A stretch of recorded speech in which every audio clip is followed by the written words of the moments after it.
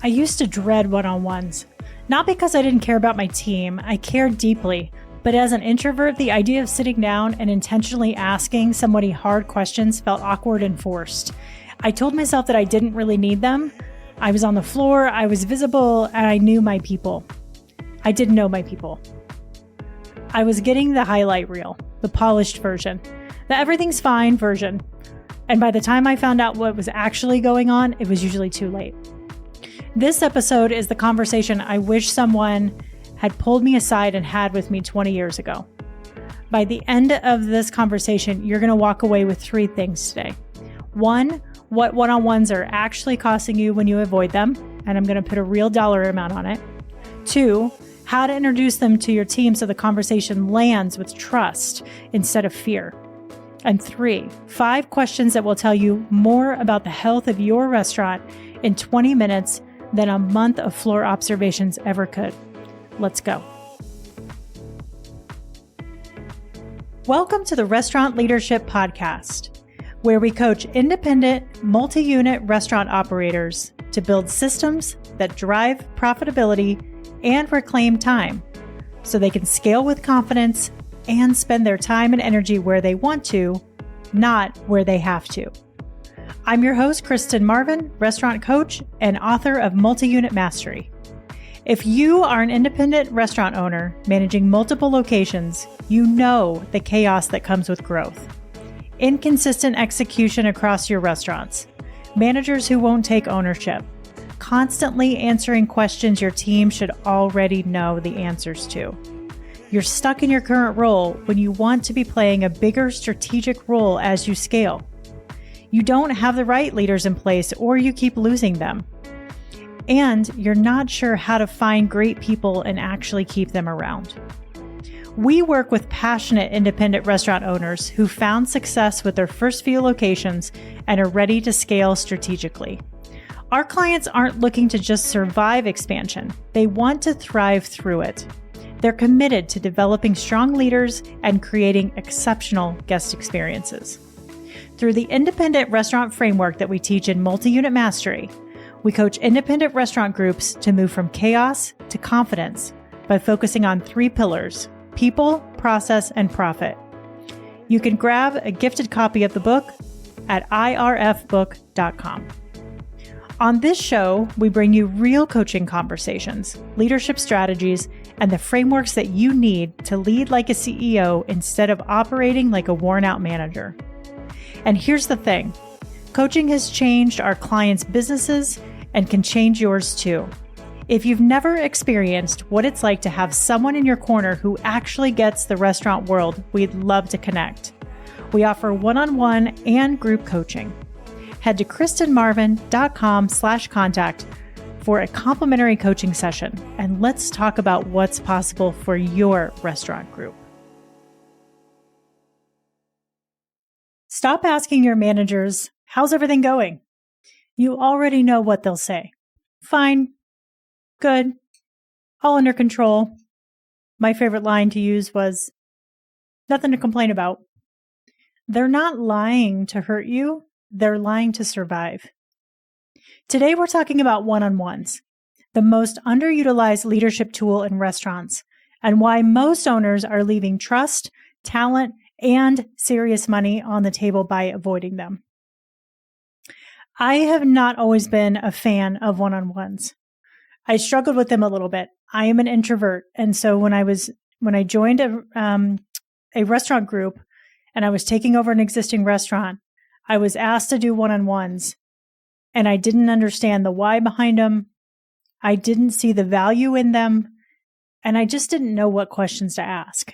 I thought, based on the experience that I'd had up until that point, that I was going to get to know the team by working side by side with them, feel their energy, understand their level of excitement, and it was comfortable for me to have little conversations with people and little tidbits around being busy during service. So the thought of sitting down in a booth with someone and asking them questions, which in the beginning, to fully just connect with them and get to know them, asking them personal questions felt really uncomfortable to me because I had come up in a fine dining background where we kind of left our shit at the door. And when we were at work, we were at work. And so to say it was uncomfortable for me was an understatement. And it really impacted my relationship with the team, or lack thereof, and the way that I led. I ended up turning over a lot of that team instead of building connections. Now, the connections I did build with those, I will say, many of those people I still talk to 5 to 10 years later. But it took me a while to kind of come around to this. I think the shift for me happened when I really saw the impact of these great one-on-ones with other managers around me doing them.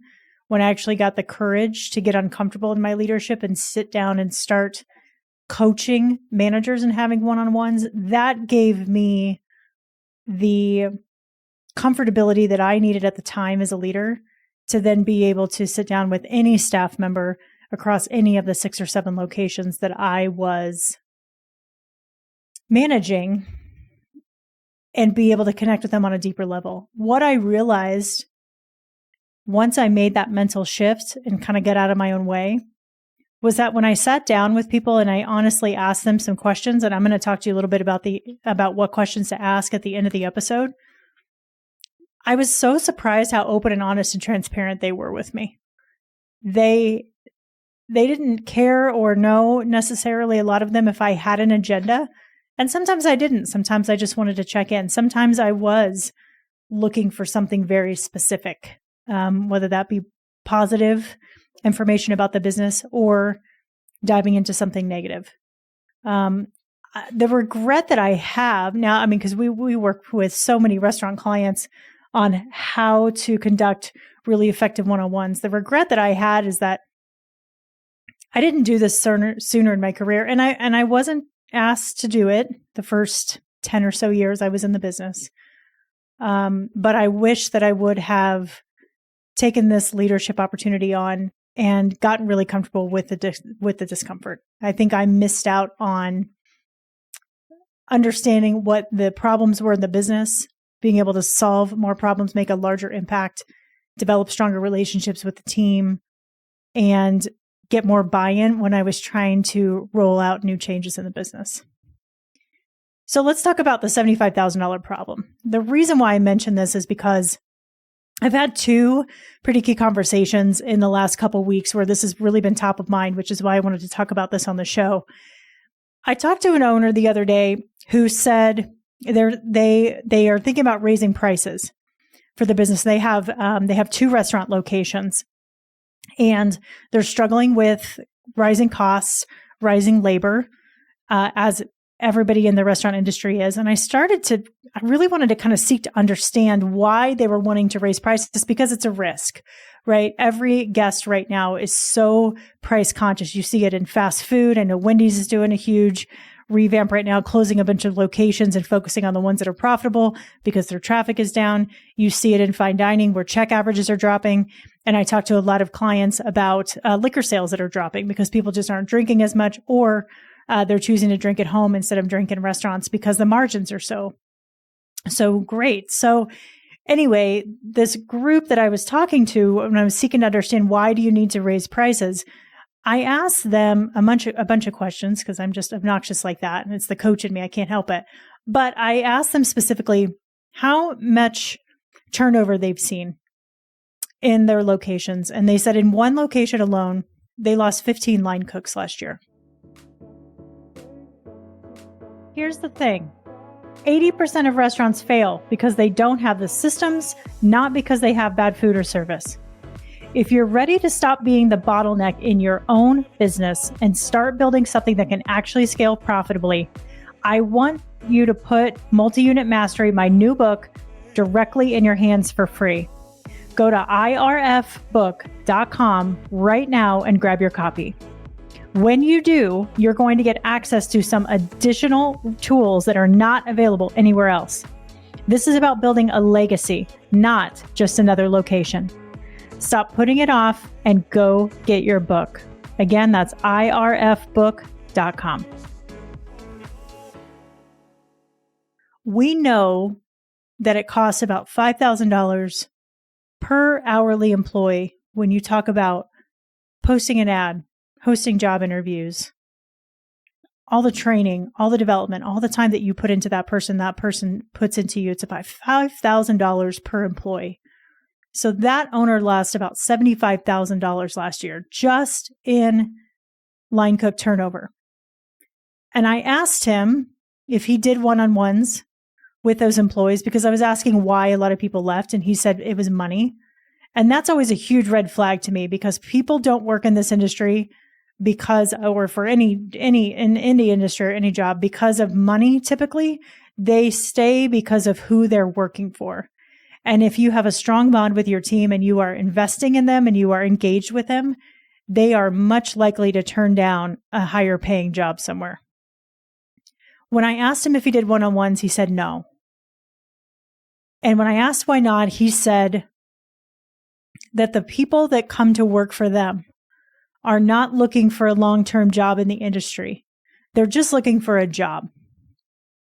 And that really hurts me on so many levels because I've always been a firm believer, and maybe I'm naive a little bit here, but I've always been a firm believer that this industry is amazing. I know you can make a career out of it. I've seen so many people do it.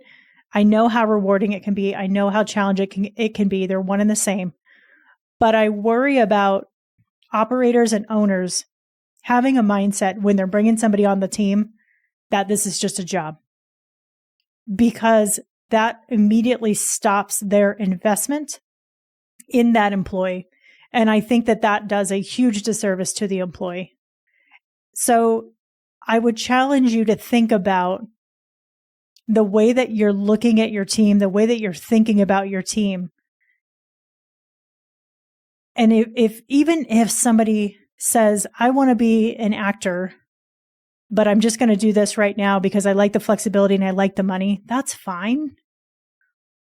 But it doesn't mean that you can't develop them. You can't retain them longer. You can't take the opportunity to make them a better employee on the way out the door than when they entered the door in the first place. You could hang on to that line cook for an additional year or additional 2 years. Or they could say, you know what, I love this industry so much. I love this team. I love the culture that we've created of constant learning, relentless improvement. I want to do this for the rest of my life. But if we don't take the time to actually sit down with them and get to know them and understand what drives them, what motivates them, and why they're actually working for that concept, we're doing them a disservice. There are at least five results that you can expect when you start to make the commitment to one-on-ones. Of course, you get better communication across your team. Lines of communication are opening up. You're building more trust between you and your people. Your ability to identify problems before they blow up in your face is really, really powerful. I recently had a follow-up conversation with an owner who rolled out one-on-ones 90 days ago.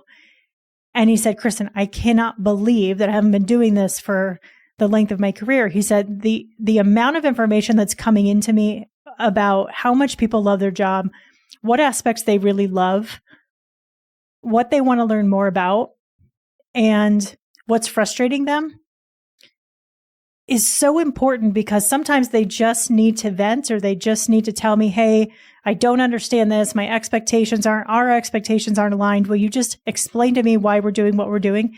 And they get up from the conversation, and that's it. Any issue or anything like that is over, versus not having that conversation, letting that employee fester. That employee goes to other employees. They start to, have these nasty conversations behind your back, and then things really, really blow up, right? These conversations can really avoid that. So it's a really great way to manage risk. There's a built-in opportunity here to develop your own coaching skills by asking really powerful questions. You don't have to have an agenda when you sit down for a one-on-one, but I would guide you and challenge you to come in with a few key questions that you can ask that are going to help you get the answers that you're looking for. Okay. So be really intentional about those questions. And again, I'm going to give you some of these at the end, but like I said in the beginning, how's everything going? Like, I've had a couple managers that I've been coaching recently go, I've got to stop asking that question because I'm getting fluff. The conversation doesn't go anywhere. So if you could ask more targeted questions, what do you want to learn more about? What do you find most challenging about this job? What do you want to learn next? Those are going to guide you in directions and build the foundation for you to really build individual development plans that support your business's growth and their growth as well. I had the pleasure of working for a GM in Denver, and she was one of the best I had seen at holding one-on-ones. She was very diligent, very organized. She held specific time on her calendar to make sure that these got done. And once a week, she would sit down with her team. And she had 30 to 60 part-time high school and college students as her team. And she would ask them, what are you loving about this job? What do you want to learn more about? And she would take that information and use it to really understand what attracted people to the company and how to hire, and what the next step in their learning path was going to look like. So if somebody said, I want to learn how to make this product, or I want to spend time on the line, or I'd like to cook for a day or whatever, she wouldn't put that onus back on herself to go, God, I've got more stuff to do. This is too much work for me. She would immediately just pair them up on the schedule with a trainer in that area. And that was rewarding enough for that employee. And then you start to talk about the opportunity of cross training, right? Which we know is a huge benefit for the restaurant. So it just starts with little bitty conversations like that. But if we don't ask them, we're never going to know, right? The one thing I think that most leaders miss when they start one-on-ones is we have these conversations, they understand the why and the buy-in, and then they run to their team. And we always guide them and say, wait a minute, like if you're going to suddenly start going to your team and saying, we're going to have one-on-ones, everybody's going to think they're in trouble, right? I'm sure any of you listening to this have been in that situation before. You're like, oh shit, what did I do? We only have sit downs when things are bad, right? And that's really the point of this, is these one-on-ones should be more about positivity and development so that you can avoid having to have those conversations at the end. Again, if your employees are engaged and they're motivated, they like what they're doing, you're going to have less of those performance issues. We all hate having crucial conversations. They're the absolute worst part of the job. So this is a very much more of a proactive approach to leading versus the reactivity of having to manage the situation, a negative situation at the moment. Being really transparent with your team when you start one-on-ones is really, really important. Tell them why you're doing this, let them know, like, we want to get a better understanding of how to support you. We want to know what's working in the business and what's not working. This is not a performance conversation unless we are communicating that it is, so it's more built around feedback. I had a conversation with somebody on LinkedIn the other day that said, I even go so far as to ask people what they feel about the business model, how we've built out this structure before we even go duplicate and open another restaurant, because I want to know how they feel about the space in the server station.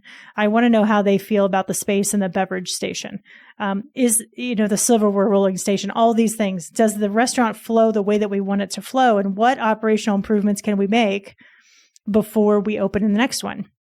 If I was a young manager or a server and somebody had asked me that, it would have blown my mind, but it would help me understand and value that team actually values my opinion and they value the work that I do. And that would have challenged me to continue to see things a little bit of a different light and to bring more solutions to them during the conversations. The one conversation that you have up front with your team about one-on-ones really changes everything about how they receive the invitation. So you got to break down those walls. You got to break down that fear and those barriers before you get started. So how do you actually get started? You've made up your mind. You know that these are really good for the business, but the main thing that bumps up is time, right? How do we make more time for this when we've got a million other things going on? When people tell me that they don't have time to do one-on-ones, that tells me that those people are not invested in their team.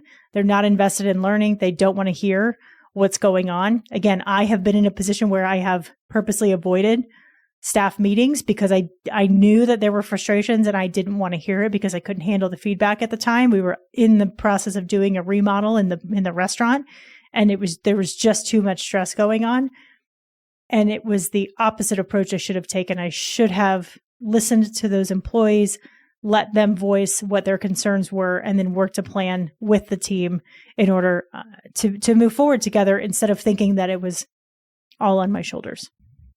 So start with 15 to 30 minutes once a week. That's it. You don't need a full hour. You will have teammates that want to talk more than others. And so you'll just kind of feel that out as you start to do these. Start with your managers first, because the whole goal with these is you becoming an expert with one-on-ones with your management team, and then ask your managers to start doing this with hourly employees. And you can break up. We used to do this. The newer managers that were on the team would take the newer employees, and the more senior managers would take the veteran employees that could sometimes be challenging or maybe have some feedback. Again, if you haven't had these in your organization before, the first couple are going to get clunky. They're going to feel clunky. You're going to get a lot of information. You're not necessarily going to know what to do with that. Make a list and make sure that you're rotating through your team so that no one falls through the cracks. There's nothing worse than having this kind of blow up and somebody gets missed. And then they think, well, this isn't fair. I'm not getting my full attention of the management team or the opportunity to speak my mind. So protect that by just organizing yourself. Like I said, once you become the expert, then start to teach your team how to do the same thing. And you don't need a fancy system. Take notes. I love when I see somebody writing something down, because to me, that means that there's a moment of insight. There's an impactful moment that's just happened for them, and they want to take the time to capture that. So do that same thing for your team. Go through those one-on-one notes with your management team in your weekly operations meetings and talk about the common themes that you're seeing pop up so that you can start to build some additional systems or support into your organization to retain your team and to build them and develop them. Consistency is key. So make sure that you are holding these. Don't reschedule them with the team. Don't make them feel like they're important up front and then, oh, you know what? We just don't have time for this now. We're going to move the meeting or we're going to cancel. Be consistent. Show up consistently for them. So what questions do you ask? There's many, many, many, and we're happy to help you with this because they do really depend on what specifically you are wanting from your team. But let's talk about 5 that are really, really important.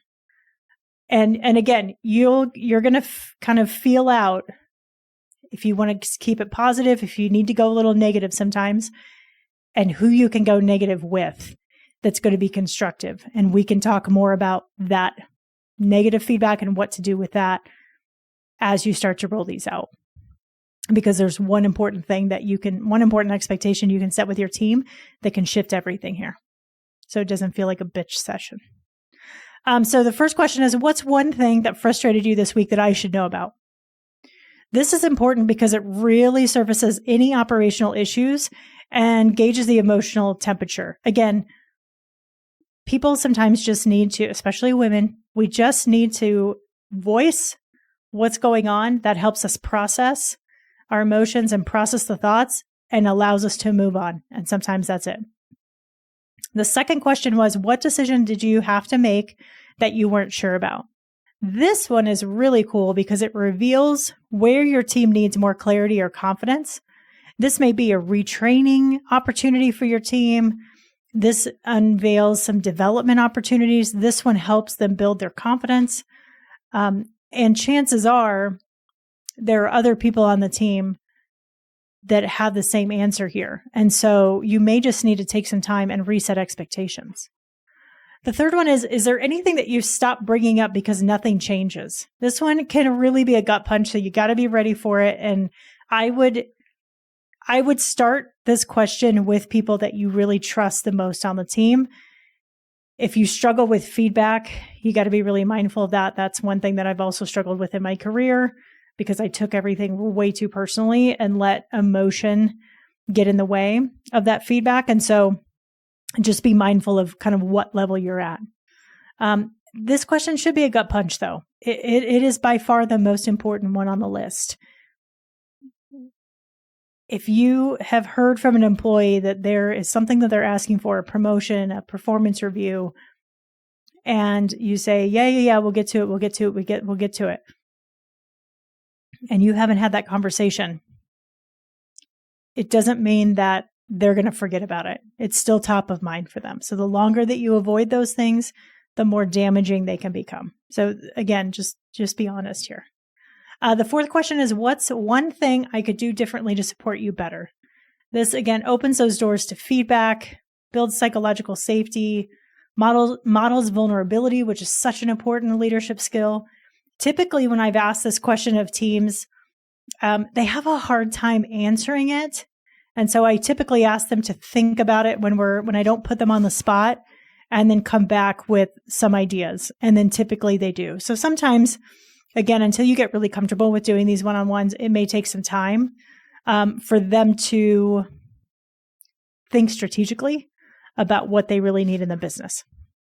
The last question is, if you were thinking about leaving, would you tell me why or why not?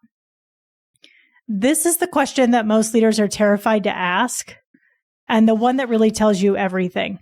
Again, this is where trust really, really shows up, right? You are giving that person permission to tell you if they're thinking about leaving, and you're opening the door for them to be able to come to you if they have some grievances, so that hopefully they don't get to the point of leaving before they come to tell you. That's what this is all about. So let's talk a little bit about impact and results here. One case study I'll share with you is 6 months after implementing these questions, we had a client that had 0 manager turnover. He actually knew what was happening in his restaurants. There was no communication between him and the managers. He wasn't doing these one-on-ones. There were no expectations set in terms of accountability or scorecard. So the managers were just kind of managing whatever they could find, and also trying to lead as best they could without any really clear focus or roadmap. And so people were constantly wondering if they were doing a good job or not. They didn't know where they stood. They didn't know if they were going to get a promotion. There wasn't any set structure in place for reviews. The owner just did them whenever he wanted to. And he was giving people raises whenever they were asking for it, which we know is really, really dangerous, because he wasn't budgeting for that. He had no idea how much money he was spending in the business. So anyway, these one-on-ones really gave him a lot of information as to how to better take care of the team, how to hold them accountable, and just opened up lines of communication for the business. The goal here is to never lose anyone, right? I know that that's not going to happen, but ultimately you want to create a space where people can tell you the truth. And then once you're in that space, everything else follows. And you can do that by spending 15 minutes a week with one person on your team to start to build that trust, because it takes time. I would love to challenge you. If you're listening to this and you're intrigued by the one-on-ones, you understand the value, pick one person on your team and schedule 15 minutes this week. Ask at least 2 of the questions and just listen. That's another beautiful thing about these one-on-ones. You don't have to have solutions. You don't have to have answers to any of these things. Just go in and ask questions, carefully listen. Don't react. Don't get defensive. Just take some notes, process this feedback, put it away for the night, go home, read it again the next day, bounce some ideas off some other managers, ask them what they've heard. And if you need clarification, go back to the employee and say, hey, you said this last time. I want to dive a little bit deeper. Help me understand what's really going on here. And what do you think the solution is here? It doesn't have to be, if there's a problem, it doesn't have to be all on you to solve it. Again, this is a collaborative team effort. If this episode resonated with you and you want some support building a one-on-one practice across your leadership team, reach out to us at columbinehospitality.com. This is exactly the type of work that we do together. And again, what this does is open up so many channels of what the business needs in order to grow. So once you get this foundation built, you can fly. This is such an important practice. I thank you for listening. I would love to hear, for any of you that are taking this challenge, what information you took away from these one-on-ones. And you can email me at Kristen@columbinehospitality.com. I would love to celebrate this moment with you. Once you start these, though, again, make sure that you're consistent with them. So start with one person, get it on the schedule, ask these powerful questions, and report back and let us know how it goes. Thanks so much. Have a good week.